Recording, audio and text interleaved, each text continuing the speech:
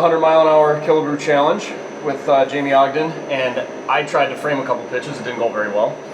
I would say poorly. I thought it went pretty good. It was entertaining. I could see if, yeah. As Gardy would say, entertaining. Yeah, if you were watching that, I could see that be somewhat amusing. But yeah, the sucker's moving. Why don't you tell us a little bit about who that benefits? Sure. It benefits assistedplay.org. It's a charity that got started for, well, nowadays there's so many specialized things, and a lot of kids, like for me, when I grew up playing in the Twins organization, I was seen because guys like Terry Ryan would come out to our games, and because he was just a scout then, and he'd find people. Right. Well, back in Puckett's day, that was the same way too, but today's day and age, Puckett wouldn't get seen. He's not there at some of these big tournaments being showcased. So it comes down to money. So we say, hey, you got any kid that wants to try out for any elite team, don't let money be a barrier. Right. Just do it, and then we'll find a way for them. So before we leave here today, Dan has to write you a check for how much? What do we? Well, it's minimum donation. $2,500 per kid, basically, is what it winds up. Be right back. Don't cash this for a few years. That's good. That's an IOU. That's just as good.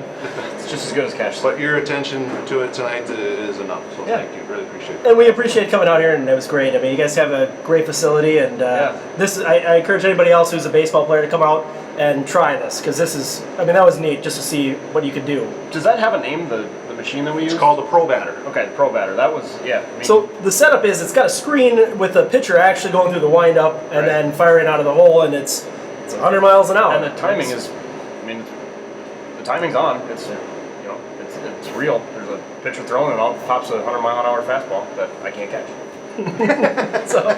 so you walked off, and that video is terrific. I did the Tenenbaum. I'm out.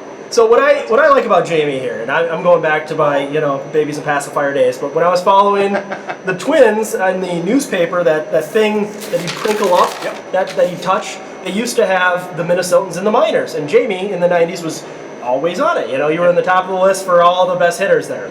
So it was kind of cool to follow you on that, and it's great to see you here. But thank you. You've had quite a career. Now I was looking over your stats from Baseball Reference. Your first season, a little dicey, right, for the numbers. This is Gulf Coast League. First year in the Gulf Coast League. Yep, that was the first year I was away from home, and Mom wasn't there to wipe me. Is that pretty ordinary, you think? I mean, is that something that a lot of prospects go through when you've got to go to, middle of Tennessee, you got to go down to the Gulf Coast, and you experience, being on your own for the first time? Yeah, I mean, you're really thrown into an adult world right away.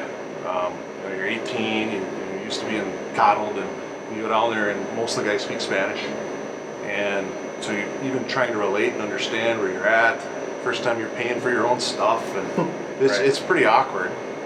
So it takes some time, and the wood bats on the baseball end. My first guy I faced was throwing 92, lefty, and I'm a lefty, named Ben Ryan. And I remember it like yesterday. So.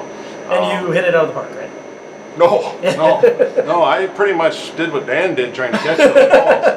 I was just happy to get the heck out of there. Okay, my first bet's over. Thank you. Cleats off, walked off. Yeah. But what do you go through when you have a season like that as a minor leaguer? Do you get down on yourself? Is it like something you just went back and you worked on to get to the next level? What was that like? Sure. Yeah. Well, I think you reach a crossroads, and that's the first time for me and most high school kids. You're really successful, and all of a sudden I'm struggling. Right. And this is what we teach a lot up here with the kids that we work with, is we work on the mental game. These guys, when you get to those levels, they all have great skill, great athletic ability, what have you, except for pitchers. Bert's wrong on that. Not the best athlete. But I like this feud. We could start a feud with Bert right now. No, he's fantastic. Don't go there. No, but but the difference is the mental, like what you just said, is you have to it's a con game. Convince yourself to have confidence before you get up there. Just like the 100-mile-an-hour challenge, we faced a guy, Billy Wagner. He's throwing 100. He's a lefty. I'm a lefty. I've never faced anything like that before. You threw up on the plate and walked away. I wanted to, but by the time I got on deck, you teach yourself how to, instead of listening to your thoughts, you teach yourself. You talk to yourself. Right. And you convince yourself. So by the time I got up there, I hit a double, and I still don't know how it happened. But I was totally confident, like I'd already done it 100 times before, and it was like nothing. Right. And then he threw me the curveball the next time up, and that's when I called home that night and said, "Why am I trying to make a living doing this?"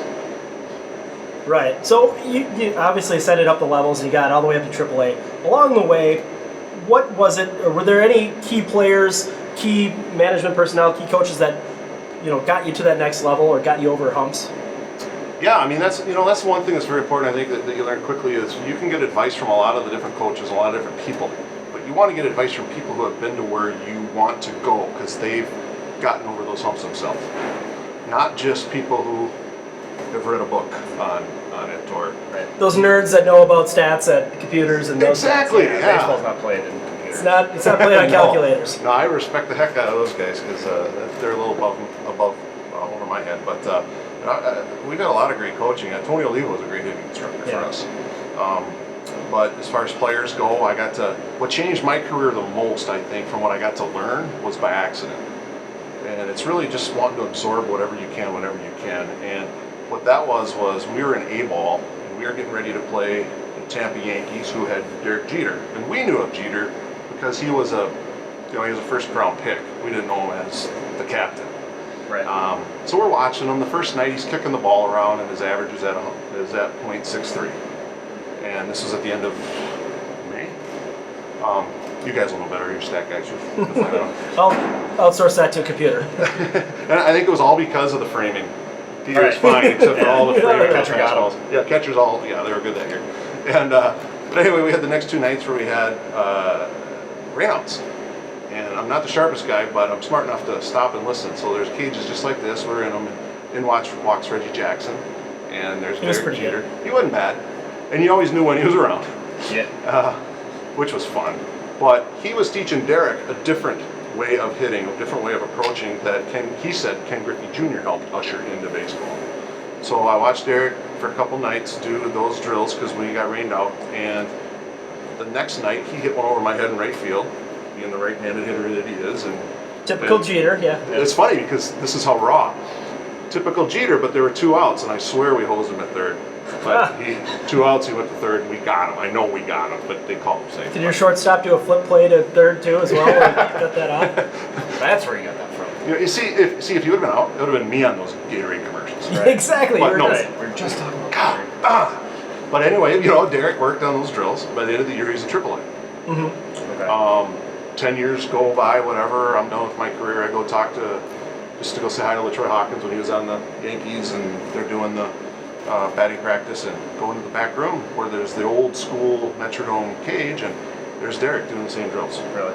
So it's so cool to be able to say, hey kids, I call it Core 4 now. Mm-hmm. Here's the Core 4 training. Then we get them into that pro batter, and it's like getting them live at bats that us guys in the North don't normally get.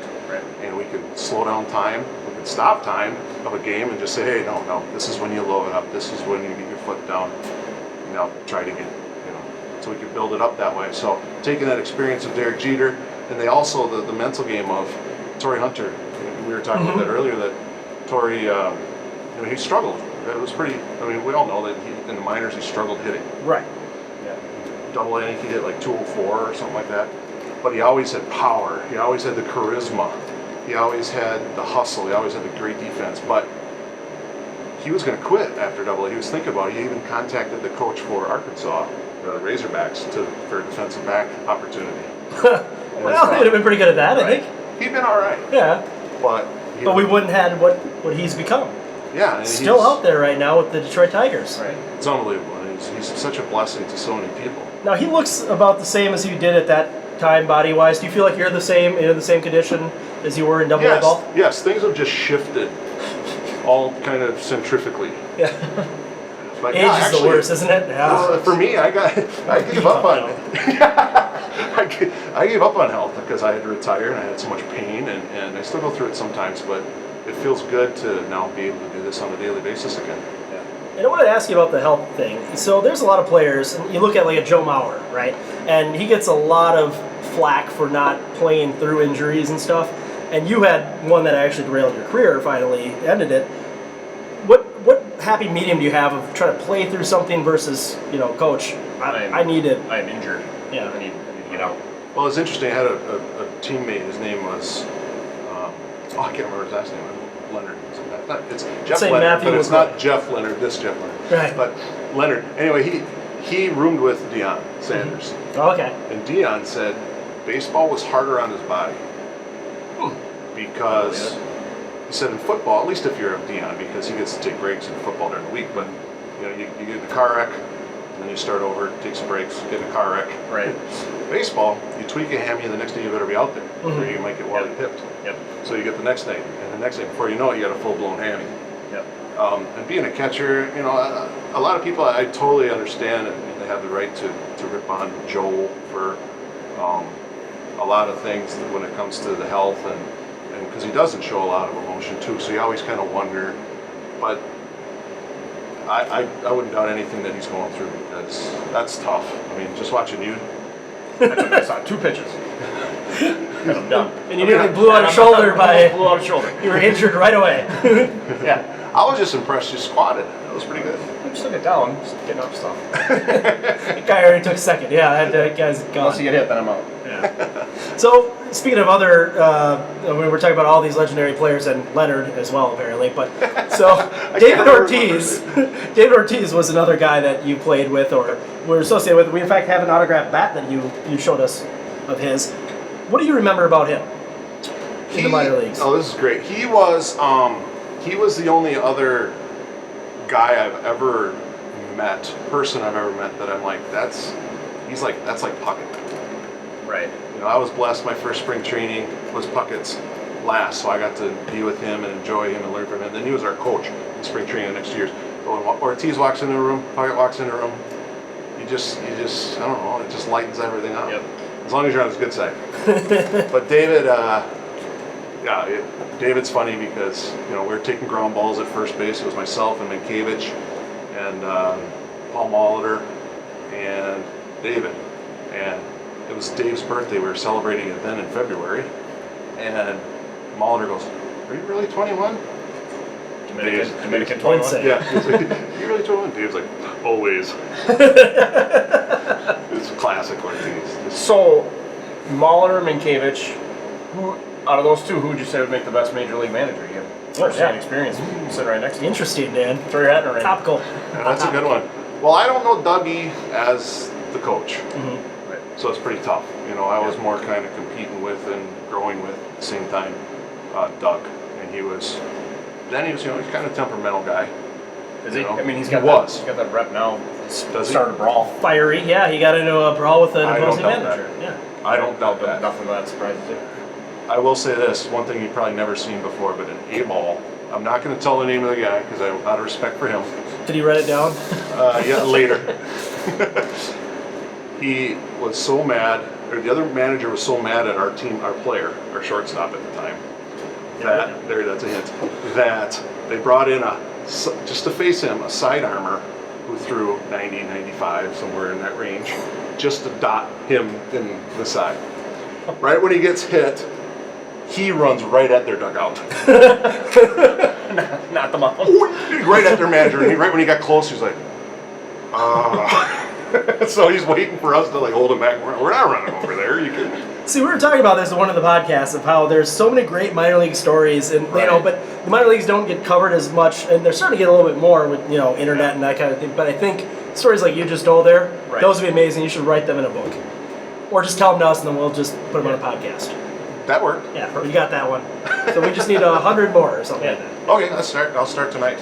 So you, towards the end of your career, you're up to AAA. Mm-hmm. How close did you feel like you were? Did you ever have any moments where they were, you were up there with it, you felt like it was going to be your time? I mean, there was a lot of, you're playing with Herbeck, you've got, I think Sereno was probably involved in that sort of thing at first base and outfield.